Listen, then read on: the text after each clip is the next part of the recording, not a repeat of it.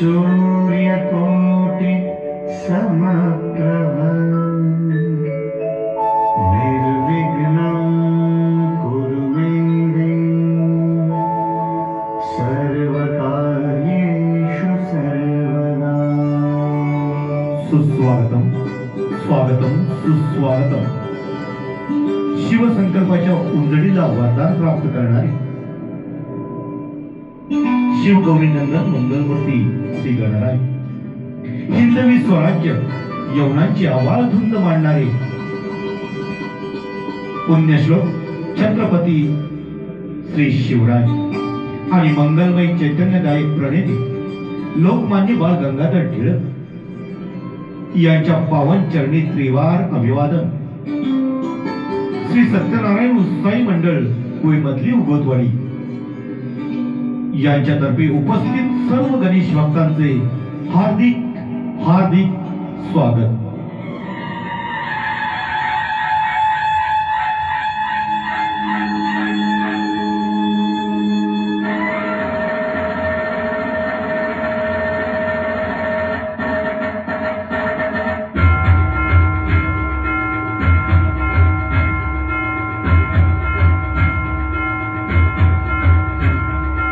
यावर्षी आमचे मंडळ 52व्या वर्षात पदार्पण करत आहे।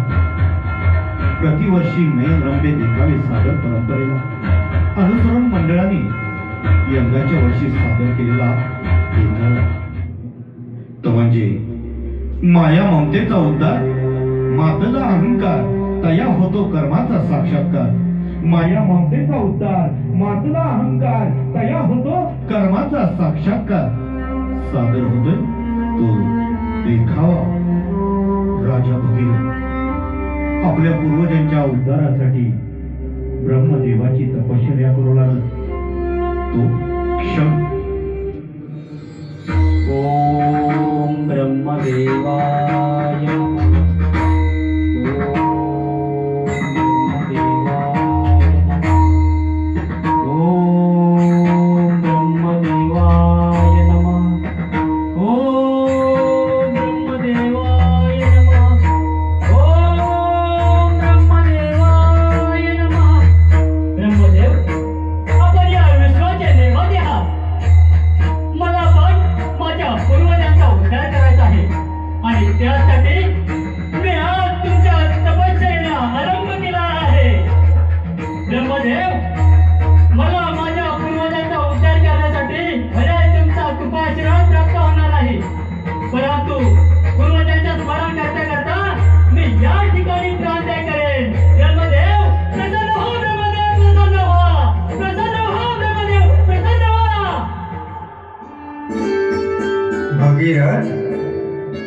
धन्य झालो ब्रह्मदेव, धन्य झालो।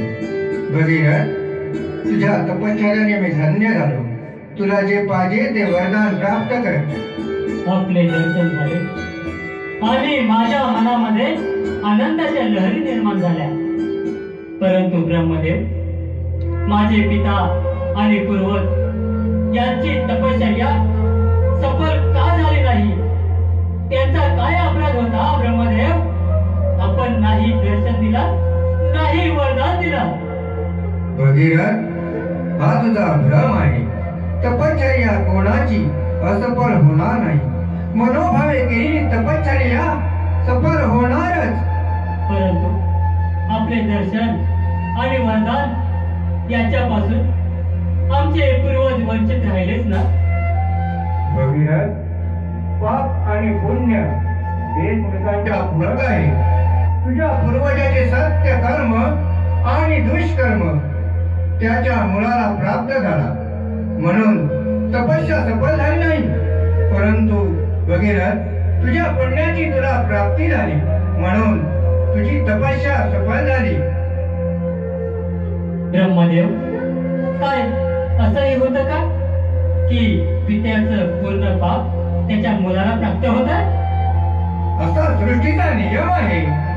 तुझी ही तपस्या जगाच्या कानाकोपऱ्यात सर्वांना उदाहरण देऊन जाईल आणि तुझी तपस्या तुझ्या मुलाला मिळेल। जेवढे कलियुगामध्ये कष्ट करावे लागतील तेवढंच त्याचं लोक कारण शोधत राहतील। ब्रह्मदेव, मला या संकटातून बाहेर येण्यासाठी काय करावं लागेल? भगीरथ, गंगा पृथ्वीवर येतात तुझ्या पूर्वजांचा आशीर्वाद सफळ होणार, तेव्हा तू गंगेची तपस्या करावी. ब्रह्मदेव, आपण तर जगताचे सृजनहार आहात. गंगा स्वर्गवास करत आहे. सर्व देवगण आपल्यामध्ये समाविष्ट आहेत. मी गंगेची आराधना करण्यासाठी केविलाना प्रयत्न करतो. भगीरथ, गंगा विष्णूच्या चरणाशी वास करत आहे आणि गंगा पृथ्वीवर येईल तेव्हा भगवान शंकरच फक्त आपल्या जटेमध्ये धारण करू शकतील. त्यासाठी भगवान शिवाची प्रार्थना करा. ठीक आहे. ओम नमः शिवाय. ओम नमः शिवाय. ओम नमः शिवाय. ओम नमः शिवाय.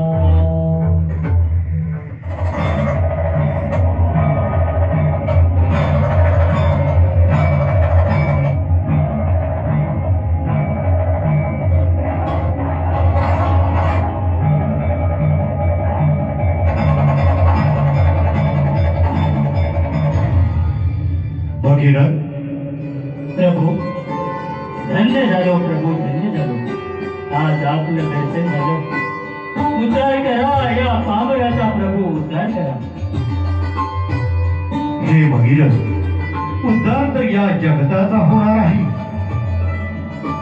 आपल्याशिवाय काहीच होणार नाही. प्रभू, पवित्र गंगा जलाने पूर्वजांचे पुण्य परत आणावे. हे भगीरथ, हे फक्त निमित्त आहे. भगीरथ, तुला यापेक्षाही मोठी तपश्चर्या करावी लागणार आहे. माझी एवढीच इच्छा आहे. प्रभू, पूर्वजांचा उद्धार करण्यासाठी गंगा माता धरतीवर आलीच पाहिजे आणि तिच्या स्नानाने सर्व पाप मुक्त होतील. भगीरथ, असंही होईल. परंतु प्रभू, गंगा मातेला आपण आपल्या जटेमध्ये धारण करावं लागेल. हे भगीरथ, प्रतीत होत आहे की तुम्ही मानवजात नेहमी चिंतित आहे. माझ्या सर्व पूर्वजांचं आणि जगाचं कल्याण होईल हीच इच्छा आहे. प्रभू, माझी. हे भगीरथ, गंगा ही स्वर्ग लोकातून पृथ्वी लोकात जाण्यासाठी क्रोधित झालेली आहे आणि तिच्या प्रभावाच्या वेगानं सारी सृष्टी नष्ट करणार आहे ती. परंतु भगीरथ, घाबरू नको. मी गंगेचा वेग कमी करून तुझ्या पूर्वजांचा उद्धार करेन. भगीरथ, तू निश्चित राहा. भगीरथ, जा त्या गंगेला पाचारण कर.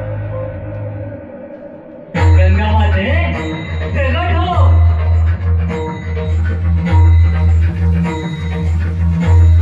गंगा माते, प्रगट हो. गंगा माते, प्रगट हो. गंगे, गंगे, गंगे, गंगे.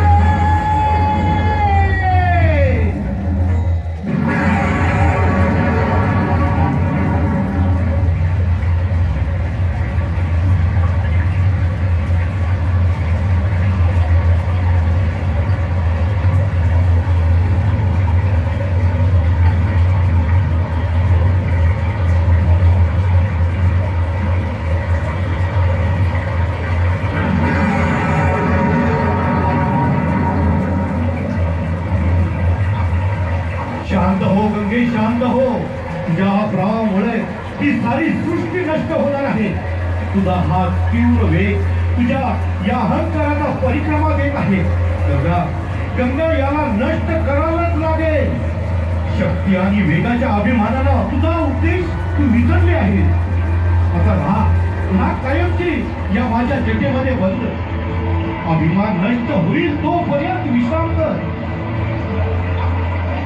ते कसं होणार देवस्था? माझा अभिमान तर तेव्हाच नष्ट झाला असता जर मी तुझ्या चरणाशी आली असते. देवस्था, मी तर आपल्या मस्तकी विराजमान आहे. हे काय झालं भोलेनाथा, हे काय झालं? आपण तर गंगा मातेला जटेमध्ये बंद केलं. तिला धरतीवर प्रवाहित करा प्रभू, धरतीवर प्रवाहित करा. नाही भगीरथ नाही. जोपर्यंत गंगेचा अहंकार नष्ट होत नाही तोपर्यंत ती जटेमध्येच बंद राहणार. कसला अभिमान, कसला अहंकार प्रभू. भगीरथ, पाहिलं नाही का, गंगा आपल्या प्रलयात आम्हाला सुद्धा प्रवाहित करण्याचा प्रयत्न करत होती. तिला गर्व आहे की या जगात कोणाच्या प्रवाहासमोर टिकू शकणार नाही. अहंकार हा नष्ट झाला पाहिजे भगीरथ. या गंगेचा अहंकार नष्ट झालाच पाहिजे. परंतु प्रभू, ज्या उद्देशाने गंगा माता धरतीवर आली तो उद्देश मागेच राहिला. हे कसं होणार प्रभू, हे कसं होणार? भगीरथ, तुम्ही कधी पाहिलं की कोणत्याही अहंकारात आणि अभिमानाने कोणाचा उद्धार अथवा कल्याण केला आहे? परंतु प्रभू, जोपर्यंत गंगा जटेतून बाहेर येणार नाही तोपर्यंत कसं कळणार तिचा अभिमान भंग झाला आहे? आपण तर मला वरदान दिलं होतं, प्रभू माझ्यावर दया करा. देवा देवा महादेवा, माझ्यावर कृपा करा. हा भगीरथ, हा. मी तर गंगेच्या भारातून मुक्त होईल. आपण भारमुक्त कसं होणार प्रभू? सर्व जग आपल्याला गंगाधर गंगेश्वर बोलेल. धन्य झालो माते, आज मी धन्य झालो. तुझ्या स्पर्शाने आज आमचे पूर्वज पुन्हा जिवंत होणार आहे. धन्य झालो माते. हे भगीरथ, मी गंगेला मुक्त करत आहे. अशा तऱ्हेनं भगवान शिवशंभूच्या जटेतून गंगा वाहायला लागली आणि पृथ्वीवर प्रकट झाली. राजा भगीरथाचे पूर्वज जिवंत झाले. आणि असं होत असता ही सृष्टी पाना फुलांनी सजून गेली. भक्तजन, राजा भगीरथानं आपल्या तपश्चर्येनं गंगा मैयाला, गंगा मातेला पृथ्वी तळावर आणले आणि आपले पूर्वज जिवंत केले. अथक प्रयत्नानं, घनघोर तपश्चर्येनं ही त्याला सिद्धी प्राप्त झाली आणि आपले पूर्वज परत मिळाले. म्हणूनच या देखावातून आम्हाला असं सांगावंसं वाटतं, कोणतीही असफल गोष्ट साध्य करायची असेल तर चिकाटी असणं आवश्यक आहे. अथक प्रयत्न करणं गरजेचं आहे. माझ्या या शाळेतील विद्यार्थ्यांना सुद्धा सांगावंसं वाटतं, आपण नियमित अभ्यास करा, चांगल्या गुणांनी पास व्हा, म्हणजे आपण चांगल्या पदावर नोकरीला लागू. आपण मोबाईल मध्ये गढून न जाता पुस्तकामध्ये ध्यान द्या. जेणेकरून आपण चांगले प्रयत्न केले तर आपल्याला यश चांगले मिळेल. हे या देखाव्यातून, या भगीरथानं केलेल्या तपश्चर्येतून आपल्याला सांगावंसं वाटतं. त्याचप्रमाणे भक्तजन हो, गंगा स्वर्ग लोकातून पृथ्वी लोकात येण्यासाठी क्रोधित झाली होती. तिचा अहंकार जागा झाला होता. या आपल्या प्रणयात सारी सृष्टी, सारं विश्व वाहून नेण्याचा तिचा प्रयत्न होता. परंतु या अहंकार नष्ट करण्यासाठी भगवान शिव शंभूने तिला जटेमध्ये धारण केले आणि त्यामुळे तिचा अहंकार नष्ट झाला. भक्तजन हो, आणि याच विषयावर आपल्याला असं संबोधित करावंसं वाटतं. एक गरीब घराण्यातील कुटुंब मूलमजुरी करून आपल्या संसाराचा रणगाडा चालवत असतं आणि एक अहंकाराचा गर्व झाला. अहंकार किती वाईट आहे हे या देखाव्यातून सादर केलं आहे. या कलियुगातील गर्व, अहंकार, गर्विष्ठपणा अशा अनेक विषयांवर संदेश देऊन जाणारा हा देखावा. पत्नीचे निधन झाल्यावर एक माणूस आपणा बायका पोरांची जबाबदारी झटकून हिमालयात निघून जातो. देवाने ज्याला माणूस बनवला तो आपली जबाबदारी पार पाडण्यास असमर्थ ठरला. यातून सुटका व्हावी या आपल्या स्वार्थापायी साधू बनला. काय मनातल्या मनात बोलतोयस? काय साधू होणे पाप आहे साधू होणं मुळीच पाप नाही, पण त्यामागचा हेतू काय आहे हे समजणं खूप आवश्यक आहे. शुद्ध सात्विकपणे, प्रामाणिकपणे आपण जे काही करतो, जे काही होतो, यात वावगं काहीच नाही. परंतु एखादा माणूस आपल्या जबाबदाऱ्या पार पाडण्यास असमर्थता दाखवतो आणि त्यापासून पळ काढतो. इतकेच नव्हे तर ते लपवण्यासाठी आपण ज्ञानी परमात्मा असल्याचं ढोंग करतो, तेव्हा ते निश्चितच पाप असते. तू तरी काय करतोस? फकीराचे सोंग घेऊन जादूचे काही बाई प्रयोग करून स्वतःला अवतारी म्हणतोस आणि भोळ्या भाबड्या लोकांच्या श्रद्धेशी खेळतोस. अरे हे सुद्धा पापच आहे. हे पाप नाही का? देव तुझं भलं करो. अरे वा वा वा वा, स्वतः मात्र ढोंगी पाखंडी, पण आपण जणू काही दैवी अवतारच आहोत असा मानतो. वा वा वा वा वा. अरे तू त्या भोळ्या भाबड्या लोकांना फसवू शकशील, पण माझ्यासारख्या ज्ञानी तपस्व्याला मुळीच फसवू शकणार नाहीस. आत्ताच्या आत्ता तुझा ढोंगी मुखवटा फाडून टाकतो आणि तुझे खरे रूप गावकऱ्यांसमोर आणतो. हो, ईश्वर तुझं भलं करो.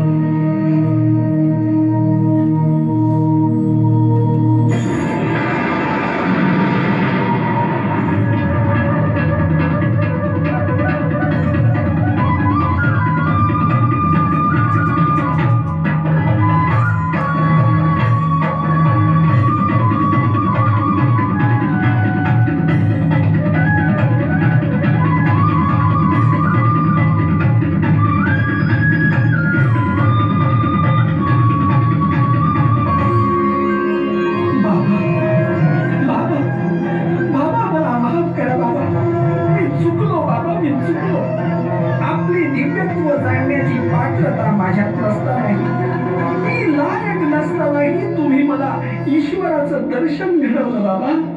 ईश्वराचं दर्शन घडवलं. आपण धन्य आहात बाबा. आपण खरोखरी धन्य आहात. धन्य आहात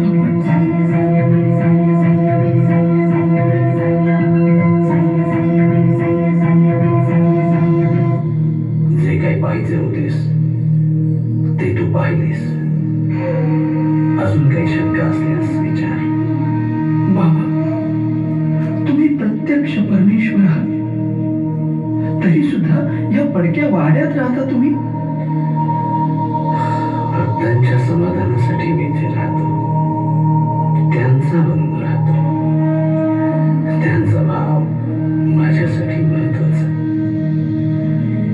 ते श्रद्धेने जे काही करतात, जे काही देतात, ते मी आनंदाने स्वीकारतो. शेवटी भक्तांची खरी श्रद्धा हीच माझ्यासाठी सर्वश्रेष्ठ आहे. भक्तजन, पाहिलं या कलियुगात माणसात सुद्धा देव आहे. या देखाव्यातून आम्हाला एवढंच सांगायचं आहे. गंगेने आपल्या प्रवाहातून ही सृष्टी वाहून नेण्यासाठी अहंकार धरला होता. त्यावेळी शंकराने तिला आपल्या जटेमध्ये बंद केलं होतं आणि तिचा अहंकार नष्ट केला. म्हणूनच भक्तजन हो, अहंकार हा विनाशाला कारणीभूत आहे. प्रेमाने वागा, अहंकाराने वागू नका.